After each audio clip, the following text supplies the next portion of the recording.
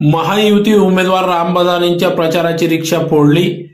पराभव दिसू लागल्याने विरोधकांच्या पायाखालची वाळू सरकल्याचा राम बदानेंकडून आरोप। विधानसभेच्या धुळे ग्रामीण मधील भारतीय जनता पक्षाचे उमेदवार राघवेंद्र उर्फ रामदादा मनोहर पाटील यांच्या प्रचारार्थ रितसर परवाना घेऊन लावलेल्या रिक्षाची समोरील काच फोडण्याचा लाजिरवाणा प्रकार रविवारी दिनांक 17 नोव्हेंबर 2024 रोजी रात्री 12 ते पहाटे 4 दरम्यान घडला। एवढेच नव्हे तर रिक्षावर लावलेले उमेदवार राम बदाने यांचे बॅनर फाडून रिक्षा डिझेलच्या टाकीत चहा पावडर आणि साखर टाकून विरोधकांनी निर्लज्जपणाचा कळस गाठला आहे। विधानसभा निवडणुकीत पराभव स्पष्ट दिसू लागल्याने विरोधकांकडून झालेल्या या खोडसटपणाचा तालुकाभरात निषेध व्यक्त करण्यात येत आहे। दरम्यान रिक्षा चालकाने घडलेल्या प्रकाराची मोहाडी पोलिसांना माहिती दिली। या प्रकरणी गुन्हा दाखल होण्याचे काम उशिरापर्यंत सुरू होते, तर विधानसभेच्या धुळे ग्रामीण मतदारसंघातील भाजप महायुतीचे उमेदवार राघवेंद्र रामदादा पाटील यांना गावागावातून मतदारांकडून अभूतपूर्व प्रेम आशीर्वाद लाभत आहेत। महिलांकडून घरोघरी औक्षण केले जात आहे।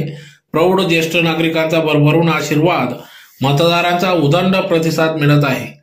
यामुळे दास्तावलेल्या विरोधी उमेदवाराला आपला पराभव स्पष्ट दिसू लागल्याने त्याच्या पायाखालची वाळू सरकू लागली आहे। त्याचाच परिपाक म्हणून राम बदाने यांच्या प्रचारार्थ फिरणारी रिक्षा फोडण्याची लाजिरवाणी घटना घडली असल्याचे सांगण्यात येत आहे। तर याबाबत मोहाडी पोलिसांनी घटनेची माहिती घेऊन घटनास्थळी दाखल झाले व याबाबत गुन्हा दाखल होण्याचे काम उशिरापर्यंत सुरू होते। तर रिक्षा चालकाने माझ्या जीवाला धोका असल्याचे सांगितले। दगड टाकलाय तर जोरात आवाज आला धपकरची। मी उठून पाहिलं, काही कोणी दिसलं नाही। परत झोपून गेलो मी। मग उद्या सकाळी पाहिलं तर काच फुटलेला होता आणि डिझेल टाकीमध्ये साखर आणि चहा पावडर टाकलेला आहे। कटआउट बॅनर फाडले आणि रामदादांचं बॅनर फाडून टाकलं। मी गाडीवाला आहे दीपक विनायक पाटील। माझी गाडी प्रचाराला लावलेली DGP कडून रितसर परवाना काढलेला आहे। सर्व काही आहे माझ्याजवळ डॉक्युमेंट। आता पोलीस स्टेशनमध्ये चाललोय मी। माझ्यावर अन्याय केला आणि माझ्या जीवाला धोका आहे। रोड मला संरक्षण द्यावं।